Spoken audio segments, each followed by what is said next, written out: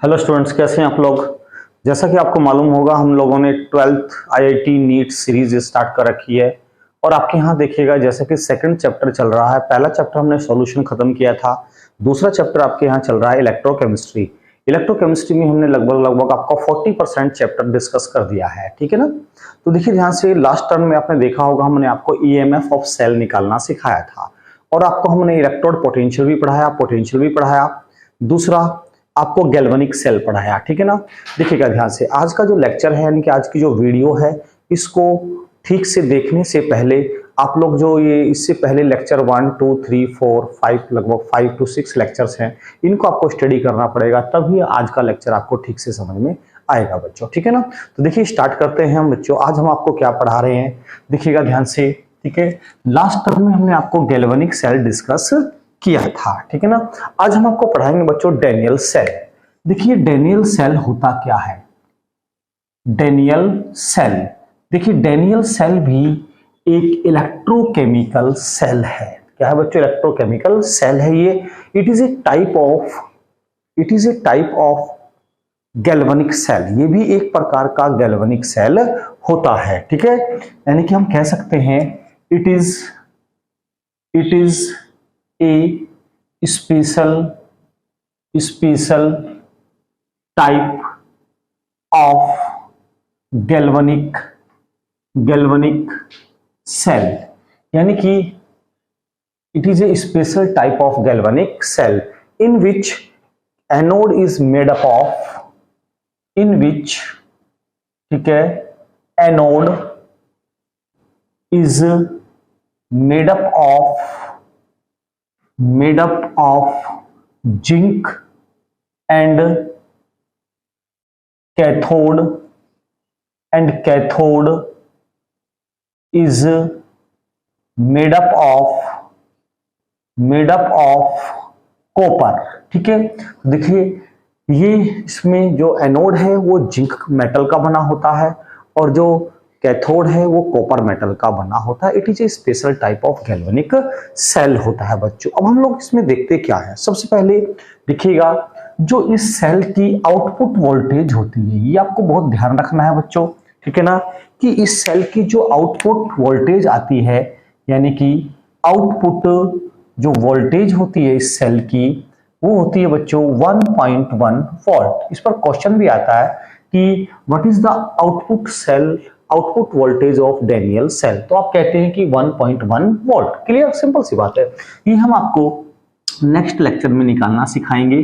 जब हम आपको नेरेस्ट इक्वेशन बताएंगे तो उसमें E0 और E निकालना, दोनों को कैलकुलेट करना सिखाएंगे बच्चों, ठीक है ना। यानी हम कह सकते हैं कि आउटपुट वोल्टेज इसकी डैनियल सेल की कितनी होती है, 1.1 वोल्ट। तो इसमें कह सकते हैं it is a special type of galvanic cell in which anode is made up of zinc and cathode is made up of zinc का बना होता है।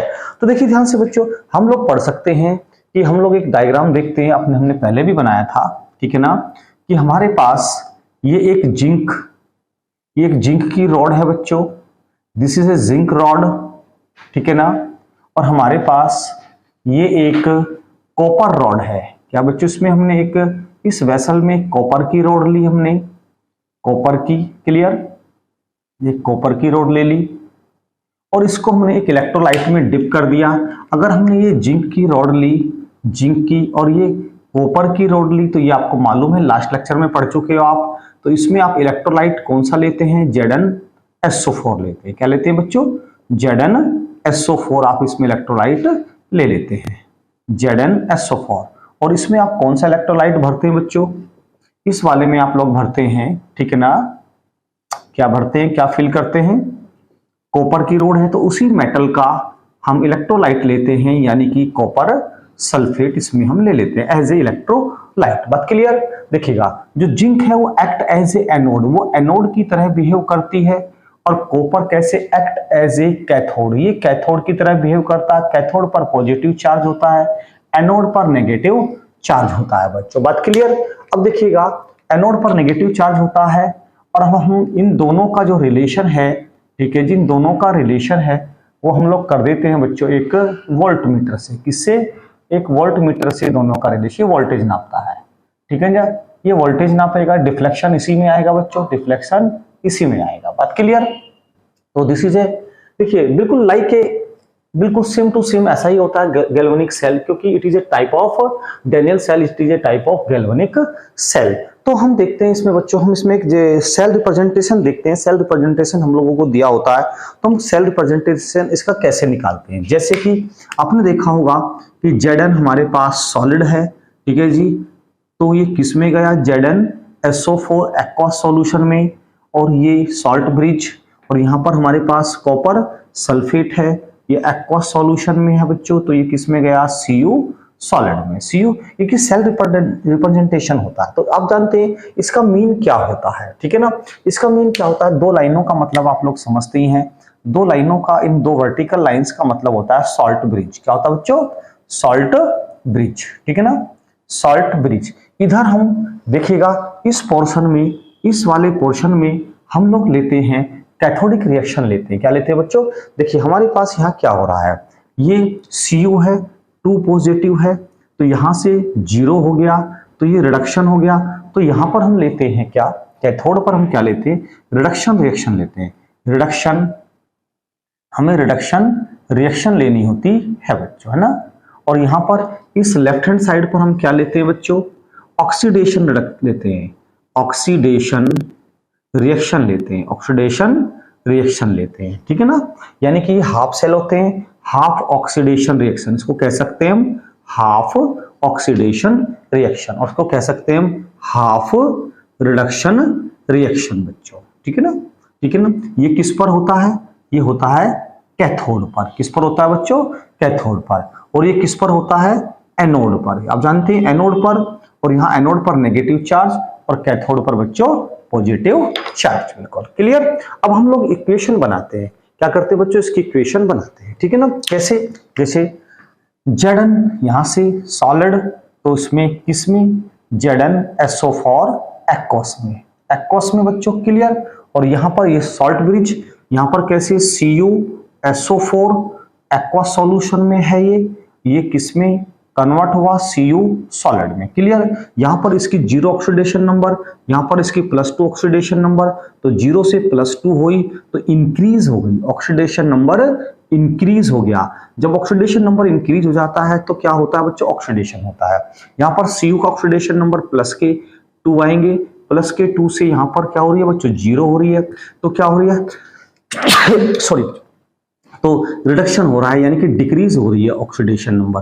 तो जब डिक्रीज होता है तो क्या होता है, रिडक्शन होता है। क्या समझते हैं आप लोग, रिडक्शन। तो हम कह सकते हैं रिडक्शन किस पर होता है, कैथोड पर, और ऑक्सीडेशन किस पर होता है बच्चों, एनोड पर। ये हाफ ऑक्सीडेशन रिएक्शन, ये हाफ रिडक्शन रिएक्शन। तो मेन पॉइंट जो उसमें देखिए, सारे पॉइंट वही होते हैं जो आपने पढ़े थे किसमें, गैल्वेनिक सेल में। एक पॉइंट बस ये याद रखना कि output voltage of Daniell cell ये होती है बच्चों। अच्छा, डैनियल सेल की जो डिस्कवरी की थी, ये ध्यान रखना, ये साइंटिस्ट डैनियल ने ही की थी, ये साइंटिस्ट डैनियल ने ही की थी डैनियल सेल की डिस्कवरी बच्चों, ठीक है ना। अपने ऊपर ही, अपने साइंटिस्ट के नाम के ऊपर ही डैनियल सेल का इसका नाम पड़ा। अब देखिएगा हम नेक्स्ट टॉपिक डिस्कस करते हैं। हम लोग पढ़ते हैं कि हाफ सेल, ठीक है ना बच्चों। इसको उतार लीजिएगा या आप इसको नोट कर लीजिएगा, स्क्रीनशॉट कर लीजिएगा, फिर आगे चलते हैं। देखिएगा ध्यान से समझिएगा।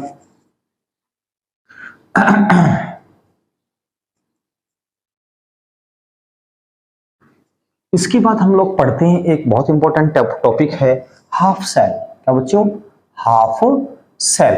अब हाफ सेल क्या होते हैं, half cell are of 2 type. Half cell कितने टाइप के होते हैं, ये 2 टाइप के होते हैं बच्चों, ध्यान से समझना। बिल्कुल वही है, 50% तो पहले टॉपिक का हमें रिपीट करना पड़ता है, क्योंकि पूरा का पूरा चैप्टर एक दूसरे से इंटर लिंकिंग है, तो आपको ध्यान से पढ़ना होगा। इससे पहले वीडियो भी पढ़नी पड़ेगी, तभी ये वीडियो ठीक से समझ में आ पाएगी बच्चों, ठीक है ना। तो हाफ सेल हमारे पास 2 तरह के होते हैं, आपको मालूम है, अभी पढ़ाया। एक तो बच्चों oxidation, oxidation half cell, half cell, और दूसरा बच्चों क्या होता है, रिडक्शन हाफ सेल। ध्यान से समझेंगे, रिडक्शन हाफ सेल। आपको मालूम है, ठीक है, रिडक्शन किस पर होता है बच्चों, ये कैथोड पर होता है। किस पर होता है, कैथोड पर।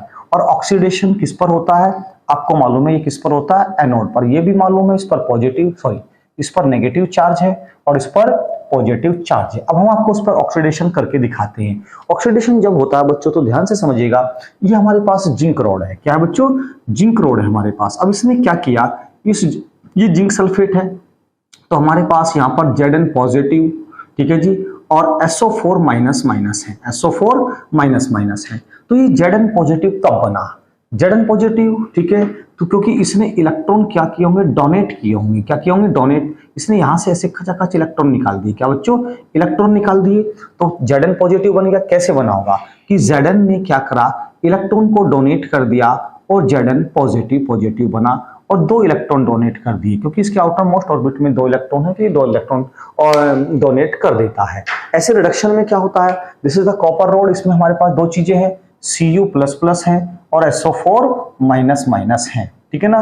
तो ये जो 2 इलेक्ट्रॉन थे ये इसके थ्रू दोनों के दोनों इलेक्ट्रॉन यहाँ पर आ गए, तो दोनों इलेक्ट्रॉन आ गए, तो ये कॉपर की रॉड है, तो कॉपर क्या करेगा, इलेक्ट्रॉन को गेन कर लेगा। कॉपर इलेक्ट्रॉन को गेन कर लेगा, यानी कि 2 इलेक्ट्रॉन गेन कर लिए, तो यहां पर हुआ Cu, तो रिडक्शन हो गया। अब देखिए ध्यान से बच्चों, यहां पर मेन पॉइंट है अब पढ़ने वाला। अपने ये भी मेटल है, क्या बच्चों? ये भी मेटल है और ये भी मेटल है, ठीक है ना। अब आप देखिए, आप लोगों ने मेटल की डेफिनेशन क्या पढ़ी है? मेटल की डेफिनेशन क्या कहती है कि those atoms which donate electron and gets positively charged, यानी कि वो मेटल जो इलेक्ट्रॉन डोनेट करने की नेचर रखते हैं और इलेक्ट्रॉन डोनेट करके पॉजिटिवली चार्ज हो जाते हैं, मेटल कहलाते हैं। यानी कि मेटल की नेचर क्या होती है, मेटल की टेंडेंसी क्या होती है, इलेक्ट्रॉन को डोनेट करने की। लेकिन प्रॉब्लम क्या आ गई कि यहां भी ये मेटल है, यहां भी ये मेटल है। आपने देखा यहां तो मेटल इलेक्ट्रॉन डोनेट कर रही है, बात सही है, लेकिन यहां तो ये मेटल इलेक्ट्रॉन को गेन कर रही है बच्चों। क्या कर रही है? गेन कर रही है। आई बात समझ में? तो यहाँ पे ऐसा कैसे हो गया बच्चों? देखिएगा ध्यान से, अकॉर्डिंग टू इलेक्ट्रोकेमिकल सीरीज क्या होता है, Zn और Cu को देखें तो Zn की रिएक्टिविटी ज्यादा होती है। क्या होती है बच्चों? Zn की रिएक्टिविटी ज्यादा, यानी कि Zn is more reactive than copper.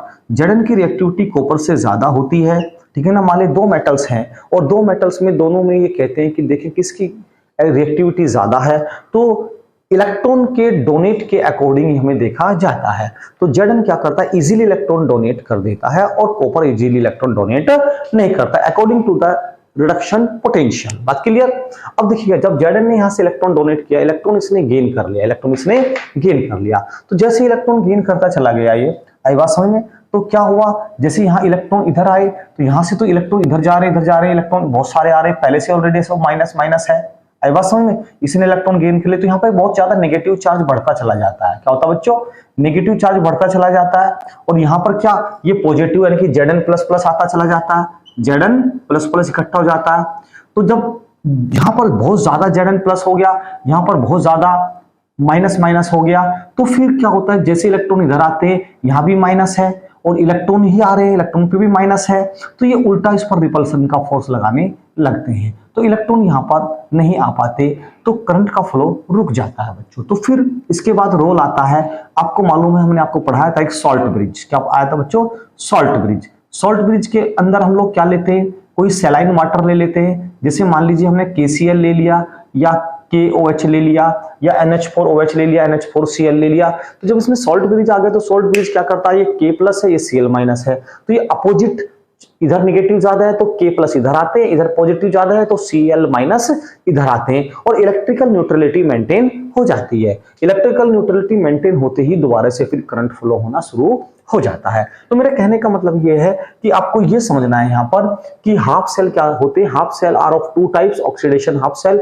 और reduction half cell. Oxidation zinc का हो रहा है और रिडक्शन किसका हो रहा है बच्चों, कॉपर का हो रहा है। दोनों मेटल्स हैं, दोनों मेटल है, दोनों की टेंडेंसी इलेक्ट्रॉन डोनेट करने की होती है। लेकिन यहाँ पर इस केस में जब हम 2 एक साथ मेटल्स लेते हैं तो उसमें देखते हैं कि रिडक्शन पोटेंशियल किसका ज्यादा है। जिसका रिडक्शन पोटेंशियल ज्यादा हो जाता है उसकी रिएक्टिविटी ज्यादा होती है। तो Zn की रिएक्टिविटी ज्यादा है, कॉपर की रिएक्टिविटी कम है, दोनों एक साथ हैं, तो Zn इलेक्ट्रॉन डोनेट करेगा और कॉपर को जबरदस्ती इलेक्ट्रॉन गेन करने पड़ेंगे, क्योंकि कॉपर Zn के साथ मिलकर एक सेल बना रहा है। बात क्लियर। तो हम इसको एक अभी आपको जो डिस्कस किया, जो हमने आपको पढ़ाया डेनियल सेल, तो डेनियल सेल को हम एक दूसरा नाम दे सकते हैं ZnCu सेल। क्या बच्चों? ZnCu cell. जहां पर भी आपको दिखाई दे ZnCu सेल तो आप समझ जाना ये एक डेनियल सेल है। क्या बच्चों? Daniell cell. तो ये आपका क्लियर हो गया डेनियल सेल, और आपका क्लियर हो गया बच्चों क्या? Half cell. तो देखिएगा ध्यान से, अब हम नेक्स्ट टॉपिक डिस्कस करते हैं बच्चों, ठीक है ना? ध्यान से समझिएगा आप लोग, बहुत इंपॉर्टेंट टॉपिक है। और इस टॉपिक को डिस्कस करने के बाद हम आपको पढ़ाएंगे नरस्ट इक्वेशन। मोस्ट इंपॉर्टेंट होती है नरस्ट इक्वेशन, बोर्ड में भी आपके क्वेश्चन आता है, और IIT नीट में तो 100% क्वेश्चन आना ही आना है। देखिए ध्यान से बच्चों, ठीक है? अगर आपको वीडियो लेक्चर पसंद आ रहा है तो लाइक जरूर कीजिएगा और अपने मित्रों को शेयर करते रहिएगा बच्चों। आई बात समझ में? तो उतनी ही अच्छी आपको वीडियोस मिलती रहेंगी बच्चों। देखिए ध्यान से, नया टॉपिक हम डिस्कस करते हैं फिजिबिलिटी। क्या बच्चों? फिजिबिलिटी। अभी इंक डाल लो बच्चों, बार बार इंक खत्म हो जाती है। तो देखिए अब हम नेक्स्ट टॉपिक जो डिस्कस करेंगे इसमें, वो डिस्कस करेंगे फिजिबिलिटी। फिजिबिलिटी या हम कह सकते हैं spontaneity of cell. Spontaneity of cell या फिजिबिलिटी ऑफ सेल, या कह सकते हैं स्पॉन्टेनिटी ऑफ रिएक्शन या फिजिबिलिटी ऑफ रिएक्शन। आपके बुक्स में दिया हुआ है वर्ड फिजिबिलिटी, तो हम फिजिबिलिटी को ही यूज कर लेते हैं। इसका फिजिबिलिटी और स्पॉन्टेनिटी ऑफ सेल का मतलब क्या होता है कि कोई सेल कितना वर्क कर रहा है, कितना वर्क कर रहा है, वर्क करने के बाद कितनी एनर्जी आपको दे रहा है, तो कहते हैं स्पॉन्टेनिटी ऑफ सेल। देखिएगा फिजिबिलिटी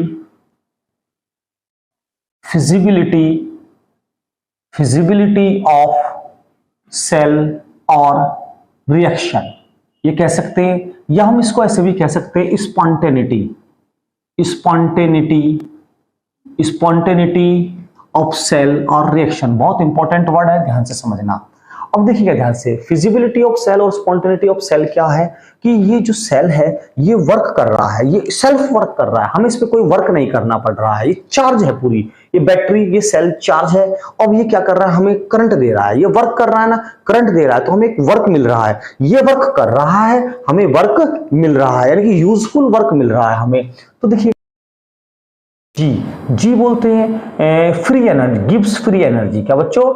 गिव्स फ्री एनर्जी। हम 11th क्लास में पढ़ाते हैं आपको गिव्स फ्री एनर्जी, तो यहां पर भी आगे आपको डिस्कस करनी पड़ेगी।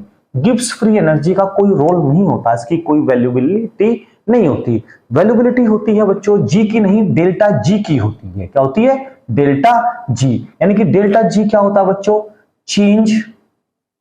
Change in gives free energy. Gives free energy, delta G होती है change in gives free energy. तो हम कह सकते हैं कि जो हम स्पॉन्टेनिटी को, रिएक्शन की स्पॉन्टेनिटी को या सेल की स्पॉन्टेनिटी को डिस्कस करते हैं, वो in the form of delta G करते हैं। तो डेल्टा जी क्या होता है बच्चों? Delta G equal to minus, यानी कि माइनस में क्या होता है बच्चों? Useful work done by system, यानी कि useful work done by system, यानी कि सिस्टम के द्वारा। सिस्टम का मतलब क्या होता है? सेल के द्वारा या किसी बैटरी के द्वारा जो हमें यूजफुल वर्क मिल रहा है। वर्क तो हमें पॉजिटिव में मिल रहा है, हमें जो हमें मिलता है वो पॉजिटिव, वो हमारे लिए पॉजिटिव है, लेकिन डेल्टा जी नेगेटिव है। डेल्टा जी नेगेटिव बच्चों।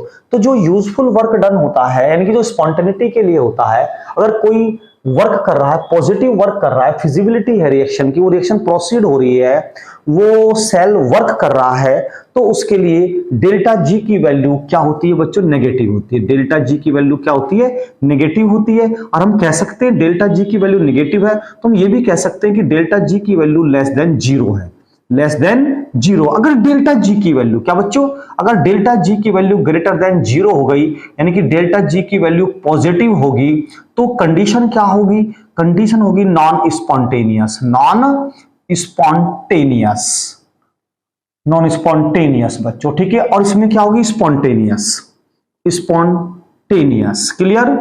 तो आप इस चीजों को ध्यान रखेंगे कि delta G negative, delta G less than zero तो spontaneous, delta G greater than zero यानी कि डेल्टा जी पॉजिटिव तो नॉन स्पॉन्टेनियस। स्पॉन्टेनियस का मतलब सेल द्वारा हमें वर्क मिल रहा है और नॉन स्पॉन्टेनियस का मतलब हमें सेल पे वर्क करना पड़ रहा है। सेल पे वर्क करने का मतलब हम इसको चार्ज कर रहे हैं, इसको किसी चार्जर से चार्ज कर रहे हैं। जैसे आपने देखा होगा आपके फोन की बैटरी डाउन हो जाती है तो आप क्या कर रहे हैं, चार्जर लगा रहे हैं, उसमें चार्जर लगाकर उसको चार्ज कर रहे हैं, तो उस समय डेल्टा जी कितना है, ग्रेटर देन जीरो यानी कि पॉजिटिव है, आप उस पर वर्क कर रहे हैं, सिस्टम पर वर्क कर रहे हैं। लेकिन जब आप मोबाइल यूज कर रहे हैं, फुल चार्ज करने के बाद मोबाइल यूज कर रहे हैं तो क्या हो रहा है, डेल्टा जी नेगेटिव है यानी कि लेस देन जीरो है। फिर स्पॉन्टेनिटी है, आपको मोबाइल के थ्रू यानी कि मोबाइल के बैटरी के थ्रू आपको वर्क मिल रहा है, आपका मोबाइल प्रॉपर वर्क कर रहा है। और जैसे जैसे वोल्टेज डाउन होती है, जैसे जैसे वोल्टेज डाउन होती है तो आपने देखा होगा आपका फोन डार्क मोड पे आ जाता है। आई बात समझ में, बैटरी सेविंग मोड पे आ जाता है। इसका मतलब क्या हुआ कि आपकी वोल्टेज डाउन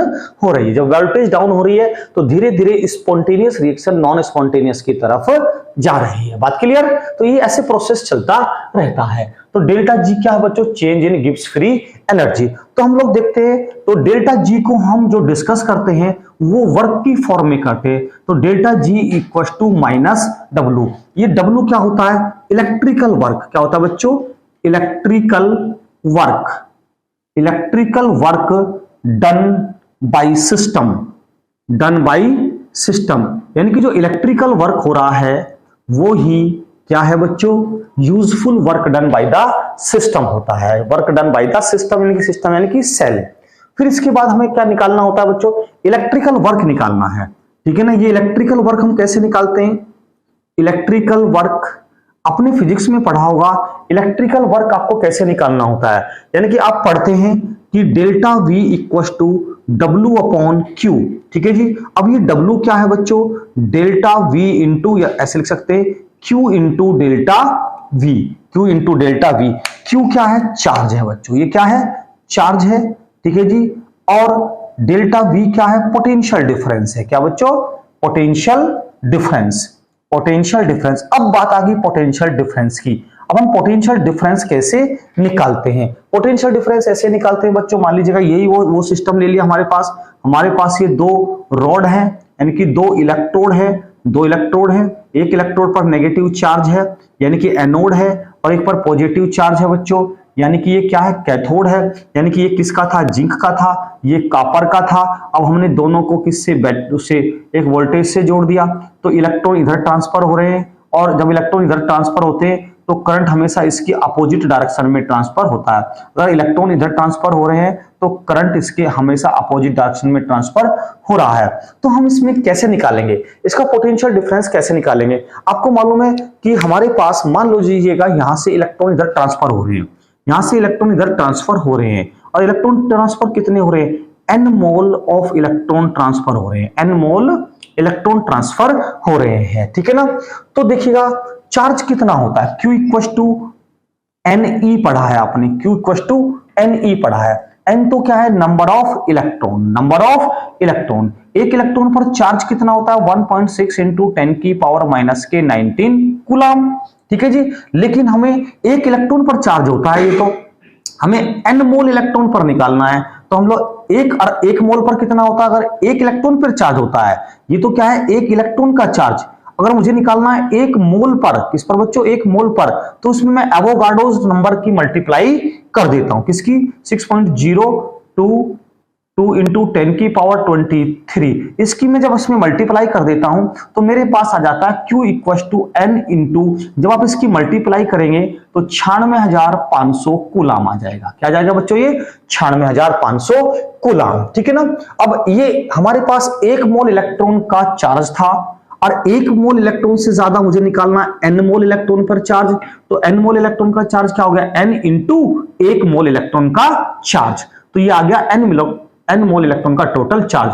तो हम वैसे भी पढ़ते हैं, आपको आगे पढ़ाएंगे, आगे फैराडेज लॉ पढ़ाएंगे, तो जो 96,500 कूलम होता है वो एक फैराडे के इक्वल होता है। ये आपने पहले भी पढ़ा होगा कि 96,500 कूलम किसके बराबर होता है, एक फैराडे के इक्वल होता है। तो हमारे पास क्या आ गया, Q equal to N into 96,500 coulomb. बच्चों आई बात समझ में, तो हमारे पास ये कितना आ गया। अच्छा, जो वोल्टेज निकालते हैं हम, आपको मालूम है कि जो वोल्टेज होती है डेल्टा V, जो कि जो पोटेंशियल डिफरेंस होता है डेल्टा V, दो इलेक्ट्रोड के बीच का जो पोटेंशियल डिफरेंस होता है, अरे भाई वही तो ई सेल होता है, वही तो ई सेल होता है। आई बात समझ में? तो जब वो ई सेल होता है, डेल्टा वी जो पोटेंशियल डिफरेंस होता है वही ई सेल होता है। तो हम लोग क्या कर सकते हैं बच्चों, तो हम लोग पढ़ते हैं, आपने देखा होगा, तो इसको हम लिख सकते हैं क्या, एफ, पूरे को क्या लिख सकते हैं, एफ, तो Q equal to N F. तो यहां से आ गया हमारे पास एक फार्मूला, मैं यहां लिख देता हूं बच्चों, Q equal to N F, ठीक है ना, Q equal to N F. तो हम देख सकते हैं हमारे पास, तो डेल्टा वी की जगह हम क्यू की जगह, इसकी जगह क्या लिखेंगे, क्यू की जगह, ये जगह है बेटा, क्यू के स्थान पर हम क्या लिखेंगे, एन एफ। बात क्लियर? और पोटेंशियल डिफरेंस क्या है, ई सेल, पोटेंशियल डिफरेंस क्या है, ई सेल, ई सेल, ये डब्ल्यू की वैल्यू होगी। आई बात समझ में? और आपने देखा delta G equal to minus W, तो यहां से डेल्टा जी क्या आ गया, delta G equal to minus N F E cell, minus N F E cell. बात क्लियर? तो ये हमारे पास change in Gibbs free energy आ गई, main formula delta G equal to N F E cell. ये नॉर्मल कंडीशन में था, अगर हम स्टैंडर्ड कंडीशन में देखें तो ये भी कह सकते हैं delta G not equal to N F E not cell, E not cell. इस पे न्यूमेरिकल्स है, न्यूमेरिकल्स भी कराएंगे। एक बार फिर रिवाइज करते हैं बच्चों, ठीक है जी, क्या रिवाइज करते हैं, हम लोग पढ़ा रहे हैं आपको फिजिबिलिटी ऑफ सेल और रिएक्शन, यानी कि spontaneity of cell. Spontaneity of cell या फिजिबिलिटी ऑफ सेल से मतलब क्या होता है कि हमें सेल के द्वारा वर्क मिल रहा है, एक यूजफुल वर्क मिल रहा है। क्या मिल रहा है, यूजफुल वर्क मिल रहा है, डन बाय द सिस्टम। जो सिस्टम वर्क कर रहा है वो हमें दे रहा है, तो वो हमारे लिए वर्क पॉजिटिव है, लेकिन डेल्टा जी नेगेटिव है। देखिए जी की कोई वैल्यू नहीं होती, this is known as Gibbs free energy, पर delta G known as change in Gibbs free energy. तो डेल्टा जी क्या है, minus useful work done by the system. अगर डेल्टा जी नेगेटिव है, लेस देन जीरो है, तो spontaneity है।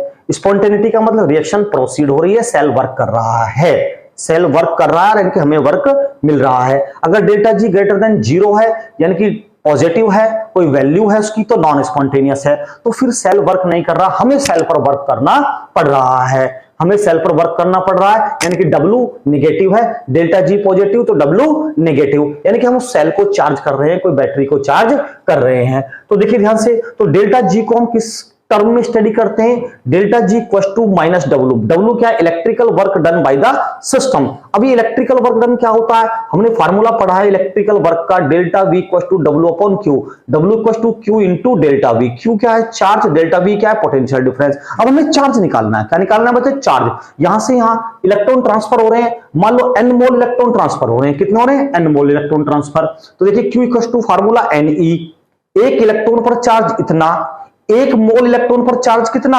Multiply कर दो, तो ये आ गया n मोल इलेक्ट्रॉन पर चार्ज, कितना आ गया, Q equal to n into 96,500 coulomb. अब ये 96,500 कूलाम किसके बराबर होता है, 1 फैराड के, तो 96,500 कूलाम की जगह F लिख सकते हैं, तो क्या बना, Q इक्वल टू NF, यानी Q इक्वल टू कहां गया बच्चों, Q इक्वल टू NF। तो इसकी जगह हमने क्या रखा, Q इक्वल टू NF। और डेल्टा V क्या है, E सेल, डेल्टा V क्या है, पोटेंशियल डिफरेंस क्या है, E सेल, तो NF E सेल। तो W की वैल्यू ये मिल गई, तो W को हमने कहां फिल कर दिया, इस फॉर्मूले में फिल कर दिया। तो delta G equal to minus और W की वैल्यू ये, तो ये बन गया NF E सेल।